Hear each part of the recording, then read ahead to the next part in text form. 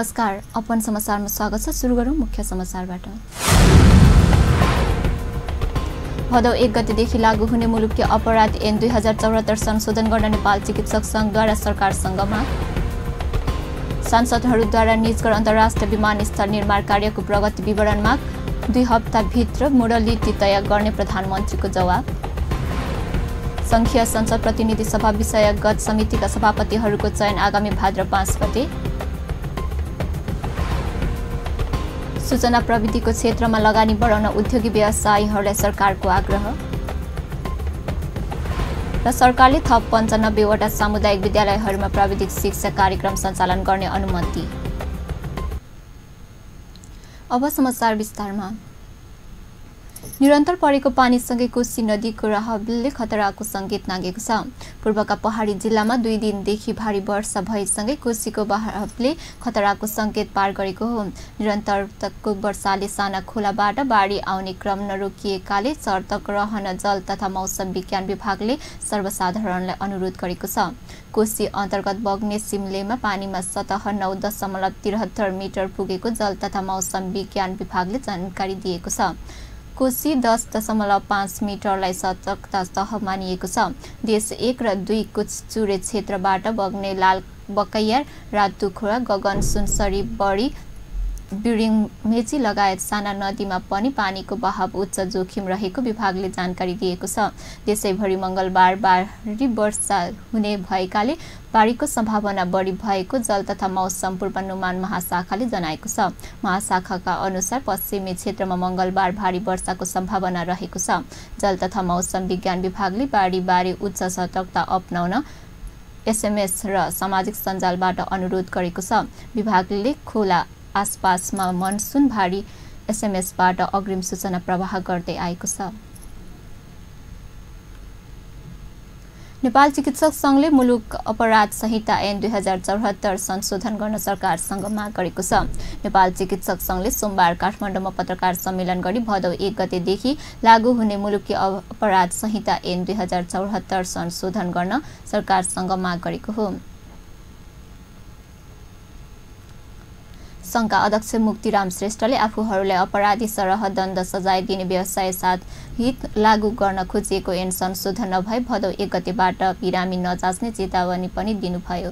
विवादित ऐनहरूलाई संशोधन नगरे एप्रोन र लाइसेन्स नेपाल मेडिकल काउन्सिलिङ बुझाउने सङ्घको घोषणा पनि गरेको छ।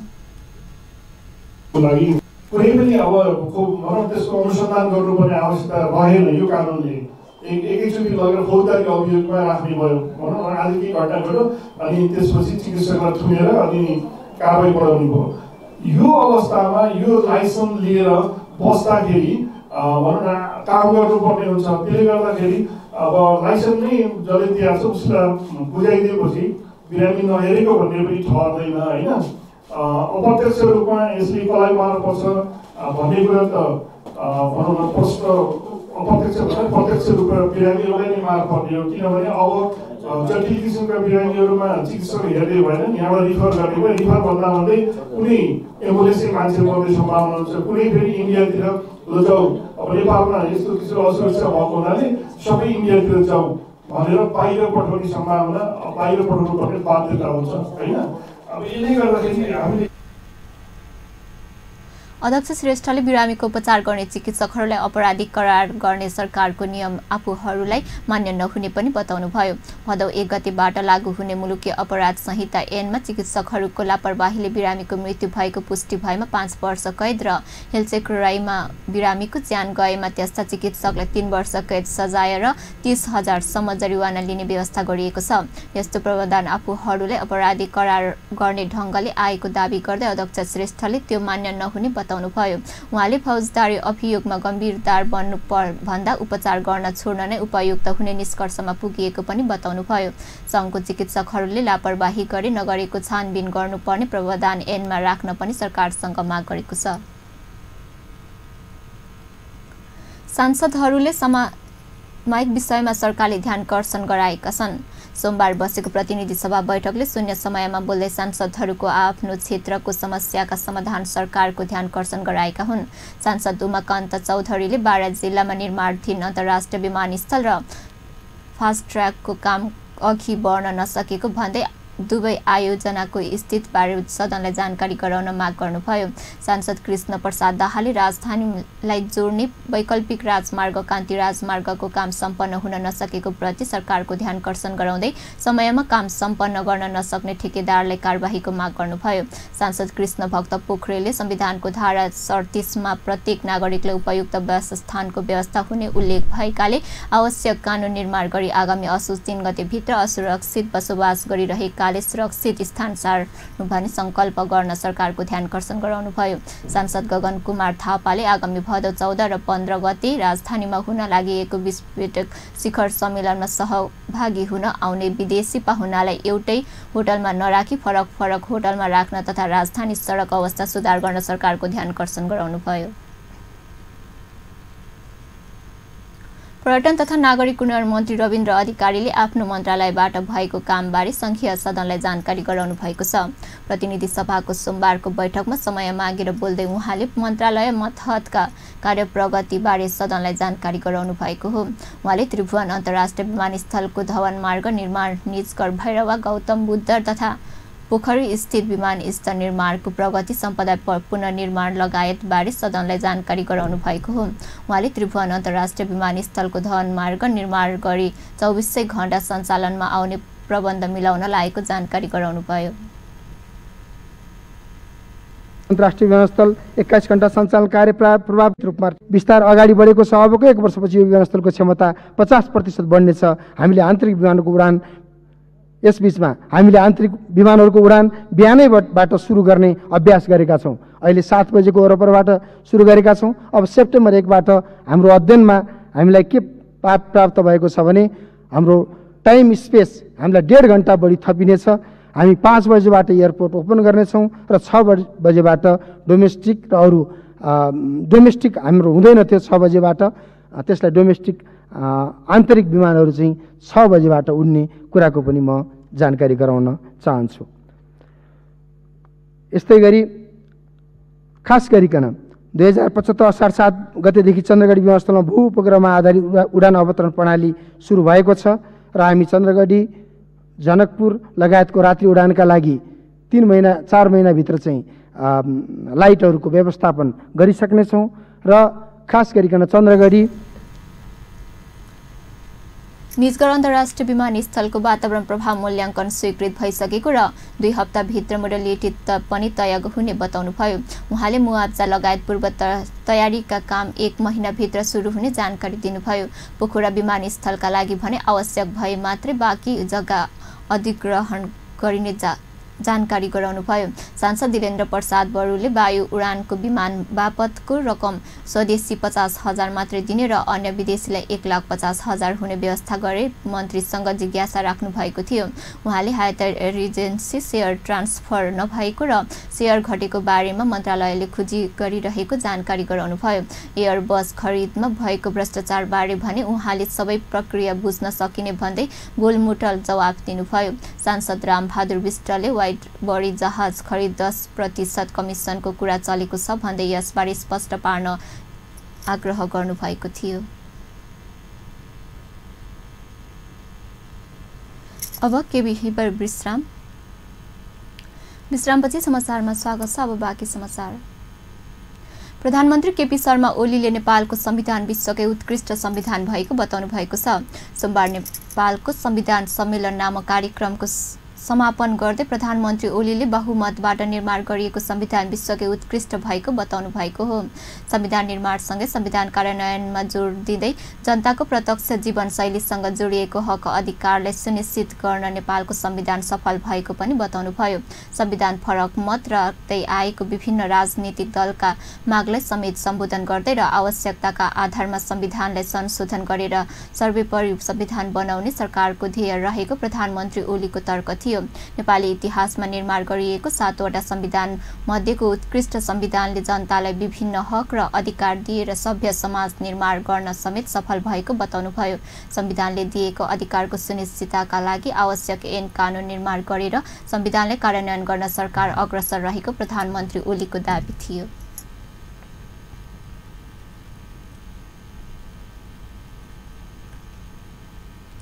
संघीय संसद प्रतिनिधि सभा विषयगत समिति सभापतिको चयन आगामी भद्र 5 गते हुने भएको छ।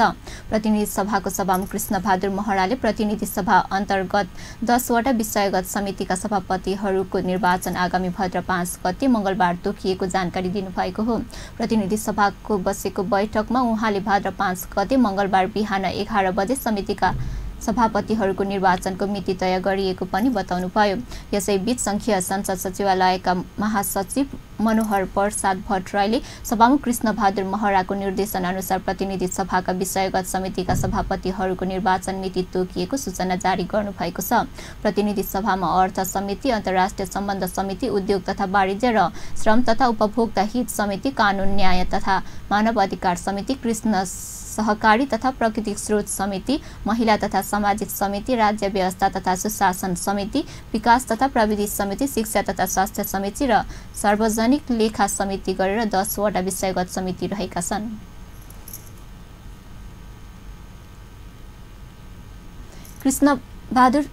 प्रतिनिधि सभाका सभामुख कृष्णबहादुर महराले नेपाल संघीय लोकतान्त्रिक गणतन्त्र स्थापनाका लागि भारतले महत्त्वपूर्ण योगदान दिएको बताउनु भएको छ। सभामुख महराले भारतको समृद्धिबाट सिकेर नेपालले अघि बढ्नुको विकल्प नरहेको पनि स्पष्ट पार्नुभयो। उहाँले दुई मुलुक बीचको सम्बन्धलाई अझै सुदृढ बनाउन लागि बढ्नुपर्ने पनि जोड दिनुभयो। मित्र राष्ट्र भारतको 72औं स्वतन्त्रता दिवसको अवसर पारेर मंगलबार काठमाडौँमा आयोजित एक कार्यक्रममा बोल्दै सभामुख महराले नेपाल र भारतीय जनता बीचको सम्बन्धलाई अझै आत्मीय बनाउनु पर्ने आवश्यकता पनि औलाउनुभयो। अर्थात् सरकार र हामी दुवै देशका उत्तरमा चीन, दक्षिणमा भारत समृद्धिको दिशामा गइरहेका छन् र हामी त्यसलाई मात्र हेरेर बसिरहनु स्थिति छैन। हामीले यो देशलाई विकासमा अगाडि बढाउन जरुरी छ। राजनीतिक समस्याहरू आफ्ना ठाउँमा छन्, हुन्छन्, प्रतिस्पर्धामा हामी जान्छौँ नै, बहुदलीय प्रतिस्पर्धाको राजनीति हामी गर्नु नै पर्छ। तर अब हामीले भारतबाट समृद्धिको कसै 15-20-30 वर्ष अगाडि भारतमा अस्थिरता थियो, तर आज त्यहाँ स्थिरता सहित समृद्धितिर गएकोलाई हामीले सिक्नुपर्छ र हामीले त्यो सिकाइबाट आफ्नो देशलाई समृद्धिको दिशामा कम्ती हो पनि हाम्रो जनताको स्तर वृद्धि गर्नको लागि हामीले सोच्नुपर्छ। नेपाल भारत मैत्री मैले अहिले भने जस्तै जनस्तरमा जुन गाडापन छ त्यो आत्मीय रूपमा अगाडि बढाउनुपर्छ। यसमा नेपाल भारत मैत्री सङ्घको अध्यक्ष लगायत यहाँको ठुलो भूमिका छ। यो जमघट पनि देखाउँछ, यो जमघट अझै फाइटिलो बनाउन र नेपाल भारतको बिचको सम्बन्धलाई अझ सुदृढ गर्न। कार्यक्रममा बोल्दा नेपाली कांग्रेसका नेता कृष्ण प्रसाद सिटौलाले परिवर्तित सन्दर्भ अनुसार नेपाल भारतीय बीचको सम्बन्धलाई नयाँ उचाइमा पुर्याउनु पर्नेमा जोड दिनुभयो। उहाँले नेपालको नदी नाला दुवै मुलुकको हितमा उपयोग गर्न सकिने धारणा पनि राख्नुभयो। नेता सिटौलाले दुवै मुलुकको बृहत हित हुने गरी सम्बन्धलाई अझै गाढा बनाउन सरकारलाई पनि सुझाव दिनुभयो। हामीले सदुपयोग गर्न दुई देशको हितमा प्रयोग हुन सक्छ, सिँचाइका अनेकौँ प्रबन्ध हुन सक्छ। अहिले भारतले जति नेपाललाई सहयोग गर्दै आएको छ, अझ बढी ठुलो सहयोग नेपाली जनताको एक्सपेक्टेसन भारतका प्रति रहन्छ। हामी आशा गरौँ आज स्वतन्त्रता दिवसको उपलक्ष्यमा हाम्रा अनेकौँ बहुआयामिक सम्बन्धहरू छन् दुई देशको बिचमा, त्यसैले हामीले सम्बन्धलाई विशिष्ट बनायौँ। अरू कुनै देशसँग हाम्रो खुला सिमाना छैन, भारतको पनि छैन। भारत र नेपालको बिचमाकै खुला सिमाना छ 7 कन्ट्रीहरूमा। त्यसैले यी सम्बन्धलाई आजको परिप्रेक्ष्यमा नयाँ ढङ्गले विकसित गरौँ हामी सबैको आवश्यकता हो। केही वर्ष अगाडिको आवश्यकता दुई देशको इन्ट्रेस्टको आवश्यकताहरू आजको दिनमा परिवर्तित। नेपाली सिटौलाले भारतको स्वतन्त्रता आन्दोलनमा जननायक बीपी कोइराला लगायतका नेताहरूले दिएको योगदानको पनि स्मरण गराउनुभयो। उहाँले नेपाली जनताले भारतबाट सहयोगको धेरै अपेक्षा गरेको उल्लेख गर्दै त्यसमा ध्यान दिन पनि दुवै मुलुक सक्षम हुने विश्वास व्यक्त गर्नुभयो। सरकारले सूचना प्रविधिको क्षेत्रमा लगानी बढाउन उद्योगी व्यवसायीहरूलाई आग्रह गर्नुभएको छ। सञ्चार तथा सूचना प्रविधि मन्त्री गोकुल बास्कोटाले सूचना प्रविधि क्षेत्रमा लगानी बढाउन उद्योग व्यवसायीहरूलाई आग्रह गर्नुभएको हो। नेपाल उद्योग वाणिज्य महासंघले सोमबार काठमाडौँमा आयोजना गरेको एक कार्यक्रममा बोल्दै उहाँले सूचना प्रविधिको विकास तीव्र गतिमा अघि बढाउने सरकारले लक्ष्य लिएको त्यसमा सक्रियतापूर्वक साथ दिन उद्योगी व्यवसायीलाई आग्रह गर्नुभयो। उहाँले निजी क्षेत्रको सहकार्यमा सूचना प्रविधिको विकास गर्न सरकारले चाहेको पनि स्पष्ट पार्नुभयो। अहिले पनि 69 वटा गाउँपालिका टेलिफोन नभएको अवस्था रहेको उल्लेख गर्दै त्यसलाई अघि बढाउन पनि सबैसँग सहकार्य गरेर अघि बढ्ने योजना सरकारको रहेको पनि बताउनुभयो। अवश्य नै हामीले 8 वटा पिलरको रूपमा कहाँ काम गर्ने हो, किनभने यो क्षेत्रको विकास अथवा आईसीटी को प्रयोगद्वारा राष्ट्रिय उत्पादन र उत्पादकत्व वृद्धिमा के असर पर्न सक्छ र त्यसको निम्ति यो क्षेत्र कुन मुख्य क्षेत्र हुन् भन्ने कुरा छ। अवश्य नै ट्रेड एन्ड कमर्स त एउटा क्षेत्र हुँदै हो, त्यसले समयको बचतको कुरा पनि गर्छ, जुन कुरा प्रधानमन्त्रीज्यूले बारम्बार उठाउनु भएको छ, बारम्बार सदुपयोगको कुरा उठाउनु भएको छ। त्यसो भएको हुनाले मैले अनुरोध के गर्छु भने सरकारले आफ्नो लक्ष्य निर्धारण गरेका छ 8 वटा क्षेत्रहरू स्वास्थ्यको। कार्यक्रममा बोल्दै नेपाल उद्योग वाणिज्य महासंघकी अध्यक्ष भवानी राणाले सूचना प्रविधिको क्षेत्रको विकासमा सरकारसँग सहकार्य गरेर अघि बढ्ने प्रतिबद्धता व्यक्त गर्नुभएको थियो। उहाँले आर्थिक समृद्धिका लागि सूचना प्रविधि महत्त्वपूर्ण अङ्ग भएकाले त्यसको विकासको गतिलाई तीव्रता दिन ढिलाइ गर्न नहुनेमा पनि जोड दिनुभयो।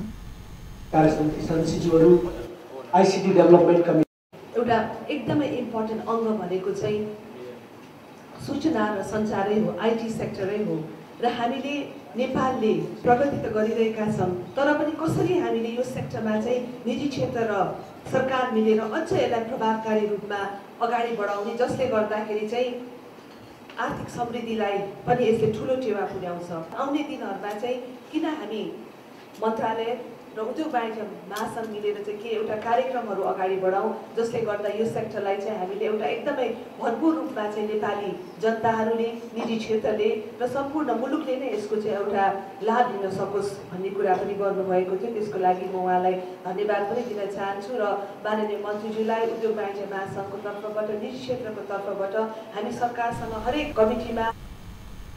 अध्यक्ष राणाले सूचना प्रविधिको लाभ आम जनताले ल्याउन भन्ने चाहना आफूहरूको पनि रहेको बताउनुभयो। अब फेरि समाचारमा विश्रामपछि समाचारमा स्वागत छ। अब बाँकी प्रसङ्ग। सरकारले थप 95 वटा सामुदायिक विद्यालयहरूमा प्राविधिक शिक्षा कार्यक्रम सञ्चालन गर्ने अनुमति दिएको छ। प्राविधिक शिक्षा तथा व्यावसायिक तालिम परिषद सीटीभीटीको सोमबार बसेको बैठकले थप 95 वटा सामुदायिक विद्यालयहरूमा प्राविधिक शिक्षा कार्यक्रम सञ्चालन गर्न अनुमति दिएको हो। प्रवृत्ति प्रमाणपत्रसम्मको अध्ययन हुने गरी प्राविधिक शिक्षा कार्यक्रम सञ्चालन गर्न थप 95 वटा सामुदायिक विद्यालयलाई पनि अनुमति दिने निर्णय गरिएको सीटीभीटीका सदस्य सचिव पुष्परमण वाग्लेले जानकारी दिनुभयो। सरकारले यस अघि 217 वटा सामुदायिक विद्यालयलाई प्राविधिक शिक्षा कार्यक्रम सञ्चालन गर्ने अनुमति दिइसकेको छ।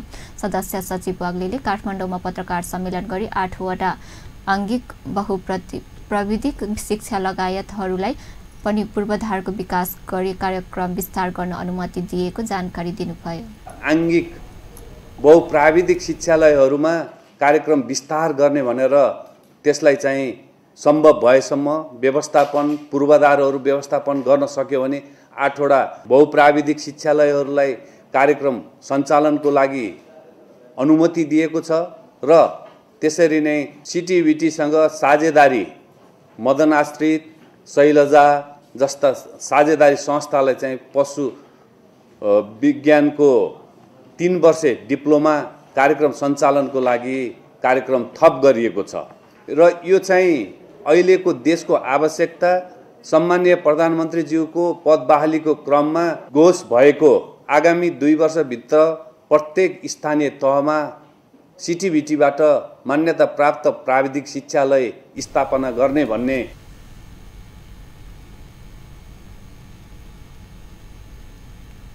सिटिभिटीले साझेदार संस्थाहरूलाई पशुविज्ञतर्फको 3 वर्षे डिप्लोमा कार्यक्रम सञ्चालन गर्न पनि अनुमति दिएको छ। त्यसैगरी सिटिभिटीले ओखलढुङ्गा सामुदायिक अस्पतालमा 3 वर्षे नर्सिङको सञ्चालन गर्न आवश्यक पूर्वाधार निरीक्षण गर्न कार्यदल पनि गठन गरेको छ। कार्यदलको निरीक्षण गरेपछि सो अस्पतालमा 3 वर्षे डिप्लोमा नर्सिङ कोर्स सञ्चालन हुने पनि सदस्य सचिव वाग्लेले बताउनुभयो। सिटिभिटीले 2 वर्षभित्र सबै स्थानीय तहमा प्राविधिक शिक्षालय खोल्ने प्रधानमन्त्री केपी ओलीको घोषणा अनुसार तयारीको कामलाई तीव्रता दिएको पनि स्पष्ट पारेको छ। सदस्य सचिव वाग्लेले सबै प्रदेशमा आवश्यकता अनुसार प्राविधिक शिक्षा कार्यक्रम सञ्चालन गर्ने तयारीको कामलाई पनि अघि बढाइएको जानकारी दिनुभयो। पाकिस्तानले आज आफ्नो 71औं स्वतन्त्रता दिवस मनाएको छ। प्रत्येक वर्षको 14 अगस्तलाई पाकिस्तानले आफ्नो देशको स्वतन्त्रता दिवसको रूपमा मनाउँदै आएको छ। नेपालमा रहेको पाकिस्तान दूतावासले पनि विभिन्न कार्यक्रमहरू गरी आफ्नो स्वतन्त्रता दिवस मनाएको छ।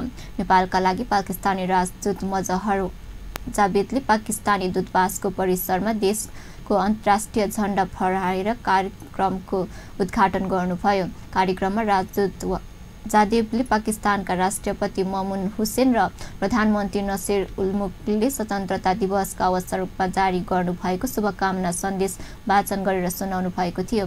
समारोहमा दक्षिण एसियाली क्षेत्रीय सहयोग संगठन सार्कका महासचिव अमजद हुसेन बी सियाल लगायतका कामको सिलसिलामा काठमाडौँ रहेका पाकिस्तानी नागरिक तथा पाकिस्तानी दूतावासमा पुगेका थिए। क्रिकेट विवाद समाधान गरी नेपाल क्रिकेट संघ क्यान निलम्बन फकुवाका लागि अन्तर्राष्ट्रिय क्रिकेट परिषद आइसिसीले बनाएको मोनिटरिङ कमिटीको बैठक सोमबारदेखि काठमाडौँमा सुरु भएको छ। काठमाडौँको सोल्टी होटलमा जारी कमिटीको बैठक मङ्गलबारसम्म चल्नेछ। बैठकको क्यानको सुल्झाउन बाँकी विवादबारे अन्तिम निर्णय लिने अपेक्षा गरिएको छ। मुख्य गरी जिल्ला सङ्घको अधिवेशनबारे असन्तुष्टिमा बैठक केन्द्रित रहनेछ। कमिटीको साउन 10 गते सार्वजनिक सूचना जारी गरी जिल्ला सङ्घको अधिवेशनबारे प्रमाणीकरण पेश गर्न भनेको थियो। निर्वाचित क्यानले जिल्लाको अधिवेशन स्वीकार गर्न माग गरिरहेको बेला आइसिसीले भने गत वैशाख संशोधन गरिएको विधान अनुरूपको निर्वाचनलाई मात्र मान्यता दिने बताएको छ। यी लगायतका अन्य विवाद समाधान गरी क्यान निलम्बनको पकुवाका लागि सरकार सकारात्मक निर्णय लिने कमिटीका सदस्य एलम्बी क्षेत्रको जानकारी दिए। आइसिसीले बनाएको मोनिटरिङ कमिटीमा राष्ट्रिय खेलकुद परिषद 1 निलम्बित क्यानका 1 र आइसिसीका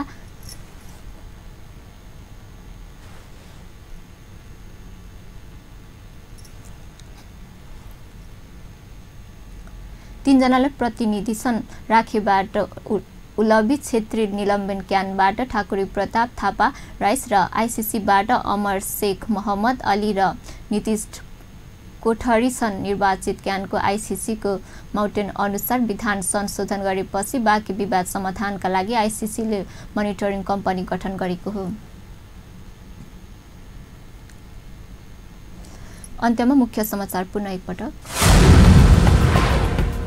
भदौ 1 गतेदेखि लागू हुने मुलुकी अपराध ऐन 2074 संशोधन गर्न नेपाल चिकित्सक सङ्घद्वारा सरकारसँग माग। संसदद्वारा निजगढ अन्तर्राष्ट्रिय विमानस्थल निर्माण कार्यको प्रगति विवरण माग। 2 हप्ताभित्र मोडलिटी तय गर्ने प्रधानमन्त्रीको जवाब।